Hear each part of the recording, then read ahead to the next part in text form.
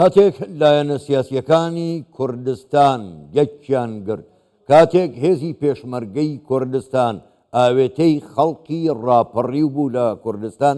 ڕاپەڕین دروست بوو. ئەمڕۆ یادی ڕاپەڕینی شاری سلەیمانی قارەمان، شاری هەڵمەت و قوربانیە کە توانیان لە ماوەیەکی کەمدا دام و دەستگای ڕژێمی بەعس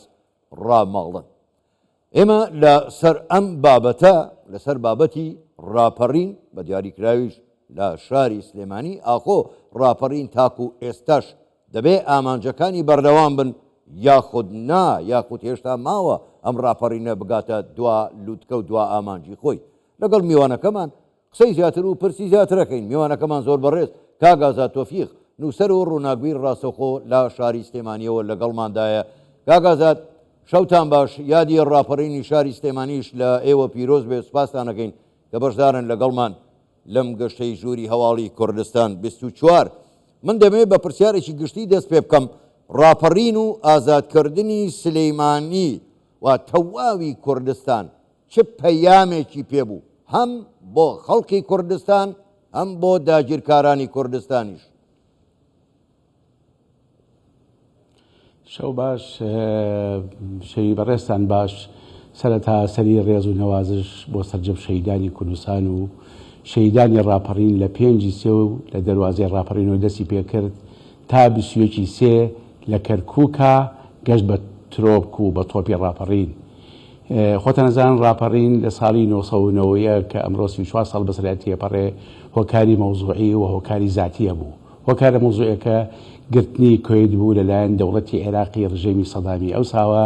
هۆکارە زاتیەکەش بریتی بوو لەوەی کۆمەڵانی خەڵکی کوردستان لە شاری کەرکووک، لە شاری هەولێر، لە بادینان، لە هەڵەبجە کە ئەوسا تەرحیل کرابوو، گوازرابوویە و چیمەباران کرابوو، لە شاری سلێمانی هەموو پڕ بوون، هەموو خۆیان نەخواردەوە. بۆیە هۆکاری زاتی و مەوزوعی بەیەکەوە تێکەڵ بوون و ڕاپەڕین ڕوویدا. ڕاپەڕین سەرەتا لە ناوەڕاست و خواروی عێراق بە تایبەتی ئینتیفازە لە بەسڕە و لە فاو دەستی پێکرد، بەڵام ماوەیەکی خایان و لەوێ کوژایەوە. ڕاپەڕینی کوردستان گەورەیەکەی پیرۆزیەکەی لەوا بوو. بەعەز چەند ئەیتوانی هەموو کورد بکوژێ، هەموو کورد ئەنفال بکە، هەموو کورد چیمیاباران بکە، بەس نەی ئەتوانی ئیرادەی تاکی کورد، خواستی نەتەوەی تاکی کورد، خۆشەویستی کورد بۆ خاک بۆ نیشتیمان لە ناوبەرێ. بۆیە ئێمە لە 5 سێی 1990 ڕاپەڕینمان کرد، لە 21 سێ گەشتە تۆڕۆپکی ڕاپەڕین لە شاری کەرکووک، بەڵام ڕەومان کرد لە 2 چوار. چۆن 5 سێ هەموو گەلی کورد بەیەکەوە ڕاپەڕی، لە 2 چوارینەوەیەکیش کورد هەر هەمووی بەیەکەوە ڕەوی کرد، بەیەکەوە ڕەدی سیاسەتی بە عەرەبکردن، بە تەبعیزکردن، ئەنفالکردن، چیمایی بارانکردنی کرد. بۆیە ڕاپەڕین وەرچەرخانێکی هەرە مێژوویە لە خۆناغی ڕزگاری نیشتیمانی گەلی کوردستاندا. باش، کاگازات بە خۆت باش دەزانی ینی یەکگرتووی لایەنەکان هەروەها ئاوێتەبوونی هێزی پێشمەرگەی کوردستان بە ژەماوەر ڕاپەڕینی لێکەوتەوە. بەڵام پرسیارەکە ئەمەیە، ئایا ئەرکی لایەنە سیاسیەکانی کوردستان لە ئێستادا چییە بۆ ئەوەی ئامانجەکانی ڕاپەڕین کە هێشتا ماون بگەنە لووتکە؟ کاکی فەرهاد، جەنابی حاکم، من شتێ بەڕێز بڵێم. ڕاپەڕین بۆ چەسپاندنی ناسنامەی نیشتیمانی گەلی کوردستان بوو، بۆ هەویەی خاک بوو، بۆ وەستان و ستۆپ بوو لە بەردەم سیاسەتێکی بەعسا کە سیاسەتی قڕکردن بوو، سیاسەتی تەبعیزکردن بوو. ڕاپەڕین بۆ ئەوە بوو ئێمە ئیتر بڵین سیاسەتی ڕەت تەواو. چۆن ساڵی 1920 دەوڵەتی عێراق دروست ئەبێ، ساڵی 1925 عێراقی پێوەرچێندێ، تا 2003 سێ جومگەی سەرەکی لە عێراقان، شیعە، سونە، کورد. بەڵام سونە دەبێ بە باڵادەست، شیعە وە دەرئەندێ، کوردیش وە دەرئەندێ. لە 2003 لە 9 چوار کە سقوتی سەدامە بێ و هەیکەلەکەی ڕوخێ، ئەم جارە ئەم سیاسەتی ڕەدار بەردەوامە لە عێراقی ئەمڕۆوە. با بڵین هێزێکی شیعی باڵادەستە، سونی لە دەرەوەیە تا ڕادەیەک، کوردیش خێری پێەکەن. ئێمە ڕاپەڕین کە ئەڵەن ئەنجامەکەی پێکاوەیان نەپێکراوە، بۆیە من ئەم سەردە مێژوویە وت. ئێمە ڕاپەڕینمان بۆ ناسنامەی نیشتیمانی و شەڕیمان و نەمان کرد. تۆ سێر کە لە 100 ساڵی دەوڵەتی عێراق بە مەلیکی و با بڵین پاشایی و جمهوریەتەوە ئەم مصالحاتان نەڕووی کردوێتە کوردستان. تعریبەکری تەبعیسەکری ئەنفالەکری چیمیابارانەکری باری دیموگرافی دەگۆڕێ باری جوگرافی دەگۆڕێ ڕەگەزنامە لێسەر دێتەوە ئەزانی ئێمە لەم ڕۆژە واتە ناڵم حوتی سێ ئەگەر دوو ڕۆژ لەمە و پێش پێنجی سێ لە چواری سێ تاکیی کورد لە شوێنی کورساتی ئێرا بگیرایە ئەدام بوو لە شوێنی گەڕەکی برای مەحمەد بگیرایە ئەدام بوو ئێمە ڕاپەڕیمان بۆ ئەوە کرد خەڵک ئەڵێ ئایا بە ئەنجامەکانی گەشتووە من پێم وایە بە ئەنجامی نیشتیمانی نەگەشتووە بە ئەنجامی نەتەوەیی نەگەشتووە دەسەڵاتداران گوێمان لێ ڕاناگرن بۆ ئیسە کورد 6 ملیۆن مرۆڤە دەبا من ژمارەیە بە تۆ بڵێم سێری وڵاتانی دراوسێمان کە ئەوان چۆن بوون و ئێمە چۆن بووین لە کاتی خۆیان باتە لە ساڵی 1926 لوبنان بۆ بە دەوڵەت لە ساڵی ملیۆن و نیوە بووە سعودیە لە 1926 3 ملیۆن بووە سوودان 3 ملیۆن بووە عێراقی خۆمان نەک لە 1920 لە 1932 کە ئینتیدابی بریتانی لەسەر لاچێ 3 ملیۆن لە سەمەیە بە کورد و عەرەب و کلد و ئاشور و شیعە و سونەوە ئێستا کورد 6 ملیۆنە هێشتا تو مافی نەتەوایی خۆت نەگەشتووی بۆیە ئەڵێن کۆمەڵێ مستەڵەحی سیاسی هەیە کۆمەڵێ زاراوەی سیاسی هەیە لە هیچ ملەتێکان نییە ڕوبەڕووی گەلی کورد بۆتەوە تەبعیز دەکەن تعریب دەکەن باری جوگرافی دەگۆڕن دیموگرافی دەگۆڕن ڕەگەزنامە لێسەنەوە ئەنفال دەکەن چیمیاباران دەکەن ئەمە ئێمە لە ڕاپەڕین ئەمەمان ستۆپ پێکرد ئەبێت تاکی کورد خوێنەواری کورد ڕۆشنبیری کورد نیشتیمان پەروەری کورد ئەوە بزانێ ڕاپەڕین بۆ ستۆپ بوو بەم سیاسەتە ڕاپەڕین بۆ ستۆپ بوو بە تعریب بە تەبعیز بە ئەنفال بە چیمیاباران اینجا دوایەوە ئەو حکومەتی کە دێت کابینە یەکە دووە سێیە کەی حکومەتی ڕەشیدە مافی ڕەوای خەڵک جێبەجێ بکە موچە بات ئاوەدانی هەبێت ئاو هەبێت کارەبا هەبێت ئەمە ئەرچی حکومەتە یەک لە دوای یەکەکانە کە ئەگەر گەلی کوڕ ڕاپەڕینیش نەکا ئەبێ بێتە دی بەڵام ڕاپەڕینی ئەساسی بۆ ئەم وەزعە سیاسیەیە کە ئێمە ئێستا خاوەنی ناسنامەی خۆمانین خاوەنی مێژووی خۆمانین دیارە دەسەڵاتدارانیش هەیە بەرامبەری ئێمە مقەسیرە زۆر باشە کاک ئازاد با ئەم پرسیاریان هیوادارم جەنابەت کەسێکی نووسەر و ڕووناکبیری ئاگاد لە هەموو شتەکانیش هەیە ئەگەر زۆر بە ڕاشکاوانش وەڵام دەیتۆ من سپاس دەکەم هەندێک کەس و لایەن هەن کە لە بەرهەمی ڕاپەڕین لە بەرهەمی ئەم ئازادیەی کوردستان دەخۆن بەڵام بەردەوام هەوڵی بێبەهاکردنی ڕاپەڕین و ئازادی کوردستان دەدەن بە جۆی خەڵکدا دەخوێن کە کۆیلە بوون باشترە و کۆیلایەتی چاکترە لە ئازادی جەنابەت ناویشت کاگازادە لەسەر ئەو کەسانە دەڵێکی کاگازاد کۆمەڵایەتی بمبەخشە بەڕاستی منەوە بە کفری کۆمەڵایەتی بە کفری سیاسی بە کفری زانم بەرامبەر بە نیشتیمان با من دوو نمونە بە تۆ بڵێم من خەڵکی شاری هەڵەبجەم خەڵکی شاری هەڵەبجە لە شەسەکانی سەدەی ڕابردووە بە فیشەکی دەستی بەعەش شەهید بووە لە ساڵی 1970 بە ناپاڵم شەهید بووە لە ساڵی 1970 بە سیانزەی 1970 جینۆساید کراوە و کراوە بەژێر خۆڵەوە دوای ڕاپەڕین دۆزراوەتەوە لە ساڵی 1970 کیمیاباران کراوە لە ناوەڕاستی شەستەکانە جینۆساید کراوە لە سەردەمی زعیمستیقا یعنی هەڵەبجەیی بە ناپاڕۆن شەهید بووە بە کیمیایی شەهید بووە بە فیشەک شەهید بووە کاکە ئێمە دیەکمانەیە پێوتێ بامۆک زۆر خەڵکی دی بامۆک بە لوخمی چێنراوی بەعەش شەهید بووە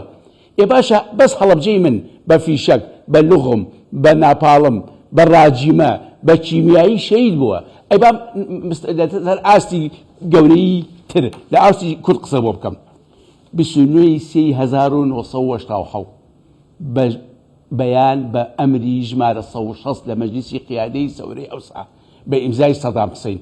عەلی حەسەن مەجید ئەبێ بە حاکمی مطلقی سیاسی و ئەسکەری کوردستان واتە شیمالی کە خۆیان پێنەوت تاکەی تا بشتەی چواری 1970 واتە عەلی حەسەن مەجید 2 ساڵ و 25 ڕۆژ حکومدار بووە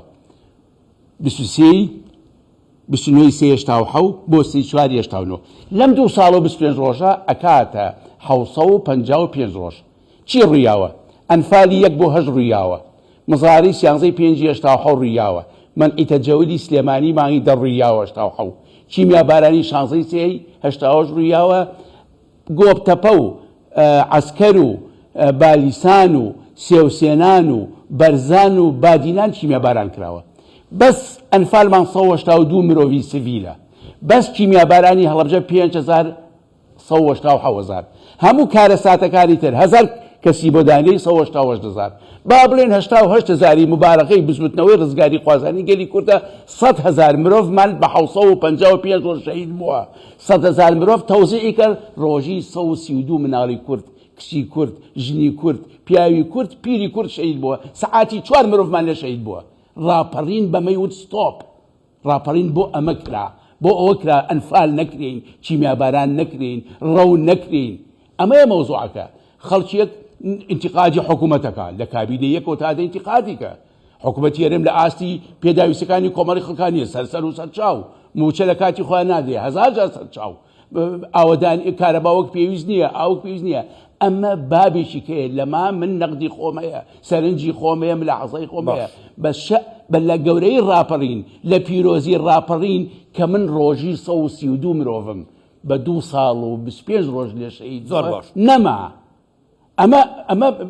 شەڕی مان و نەمانە، ئەمە شەڕی گەڕانەوەی کەرامەتی تاجی کورد و خوێنی تاجی کوردە. بۆیە ئەبێ مەهامی ڕاپەڕین لە مەهامی نیشتیمانی نەتەوەیی خاک بەرجەستە بکەین، لەشتی تر با بڵین بەرجەستەی نەکەین. گرنگی ئەوەیە ئێمە بتوانین ئیسپاتی وجودی خۆمان بکەین. من بە بەڕێزت دەڵێم ئێمە کورد 6 ملیۆنین، فیدراڵمان وەک پێویست نادرێتێ. ئەقل بەڕاستی ئەوە جێی نەقدە. تۆ ئەزانی مادەی 140 عەفوم کە قسەم زۆر کرد، مادەی 140 بریتیە لە زەوی متەنازع عەلەیی لەگەڵ دەوڵەتی عێراقی ئەمڕۆ، دەوڵەتی سەدام نا، مشیر عەفرەق نا، ئەحمەد حەسەن بەکر نا، عەبدوڕەحمان و عەبدوسەلام نا، حکوومەتی نوێی عێراق مادەی 140 مان بەس لە ڕووی ژمارەوە لە ڕووی پێەوە بەقەت هەموو ئیسرائیل و فەلەستینە. دەبزانێ ئیسرائیل و فەلەستین ناڵم لە 48 کە دروست بووە چی کردووە 70 ساڵە لە 7 ئۆکتۆبەرەوە چی لەسەرەکرێ.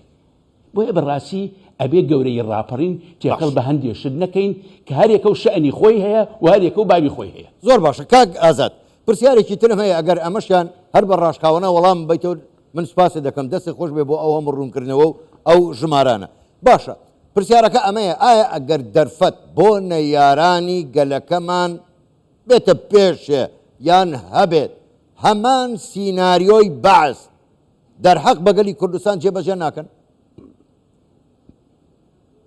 چۆن جێبەجێ ناکرێ؟ من گلەیە بکەم، ینی ئێستا من با بڵێن هەڵەبجەی شەید کە هەموو دەوڵەتی عێراقی قەرزارێتی، هەموو دەوڵەتی عێراقی لەسەر چه ئەساسێک دروست بووە؟ لەسەر ئەو ئەساسەی بەعس چەکی کۆکوژیەیە. تاکە دەلیلێک بۆ چەکی کۆکوش 16 سی 1970 هەڵەبجەیە. هەڵەبجە بۆ ناکرێ بە پارێزگا کاکە، ینی داوای لەکەین ئەپارڕینەوە دەستیان ماچەکەین.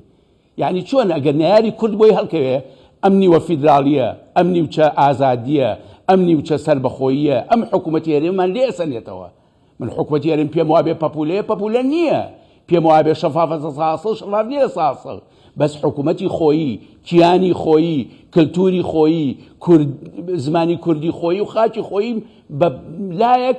ئینتیقاد و ڕقنە و سەرنجەکانی منیش لە هەندێک پێداویستی تر لە هەندێک کەموکوڕیتر لەلایەک بەڵێ نەیارانی کورد لە وڵاتانی دەرەوە، لە وڵاتانی سەردەست، لە عێراق، لە نازانم بڵێم لەکوێ بۆیان بکرێ ئەم تەجروبەیەشمان لێسەنەوە، بۆیان بکرێ ئەم ئەزمونەشمان بەبادن. بۆیە بەڕاستی بە هەموو ئیشکالێکەوە پێویستە تاجی کورد، پێویستە جەماوەری کورد، کۆمەڵانی خەڵکی کوردستان، شان بەشانی هێزە سیاسی نیشتیمانیەکان کە من پێم وایە هەموو هێزەکان لە عیلمانیەتەوە بۆ ئیسلامی نیشتیمانین و خاکیان خۆشەوێ و ئایندەی ئەم گەلە و ئایندەی ئەم حکومڕانیش یان بەقە ئایندەی خۆیان خۆشەوێ، هەموو یەک بین بۆ هەم چاکسازی، یەک بین بۆ شەفافیت، یەک بین بۆ ئازادی، یەک بین بۆ دروستبوونی کیانی کوردی. زۆر باشە کاک ئازاد دەست خۆش، ینی هەر سەبارەت بەوەی بۆ خۆ دەزانی لە ڕووی قانونیشەوە هەر ڕژێمێک کە دێت میراثگەری ڕژەمەکەی پێشخۆیەتی، بەڵام نەماندیوە تا ئێستا هیچ کەسێک بێت بۆ هەڵەبجە داوای لێبوردن لە خەڵکی هەڵەبجە و لە کوردستان کا سەبارەت بە ئەنفال و کیمیاباران. بەڵام پرسیارەکەی من ئەوەیە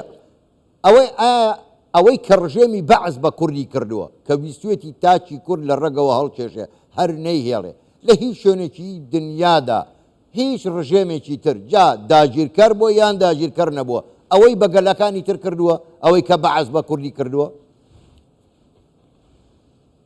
ئەزانی ئەمە بۆ وایە چونکە دەوڵەتی عێراقی لە بنیاتیا لە شەریە لەسەر سیاسەتی ڕەتکردنەوە دروست بووە. من بە بەڕێز دەڵێم خۆ 1920 عێراق دروستە بێ، من تەجروبەی شێخ مەحمەد لەم شاری سلێمانی هەیە و حکومڕانی کردووە بە هاوبەشی و بە هاوکاری و بە سەرپەرشتی بریتانیای عوزمای ئەو کاتە. 1970 بۆ 1990 باشە حکومەتی عێراق کە 1925 کوردی پێوە لەچێندێ 1920 تەجربەی دومیشی مەحموشم هەیە حوزەیرانی تەموزی 22 بۆ تەموزی 23 بۆ تەموزی 24 ئەم دوونەمە شوێن لێ وەرناگرن ئەوە بۆ لە عێراق سیاسەتی ڕەتکردنەوە هەیە کە سونە دێتە سەر حکوم لە 1920 کەمینەن ئەقەلیەتن تا 2003 شیعە ڕەدەکاتەوە کورد ڕەدەکاتەوە تورک و کرد و ئاشوور ڕەدەکاتەوە 2003 کە سقوتە بێ شیعە دێتە سەر حکوم شیعە نایە دەرزێک لە پەندی پێش وەرگێ ئەمیش دێ سونە ڕەدەکا شەراکەتی کورد چۆن نکات لە ڕێخوا شەراکەتی کوردەکە کرد و ئاشوور و تورکمانیشی بەیەکی کورسی یەک دوو کورسی لە ناو پەرلەمانی عێراقەوانە هەڵخەڵەتانوە ئەم سیاسەتە سیاسەتێکی خەتەئە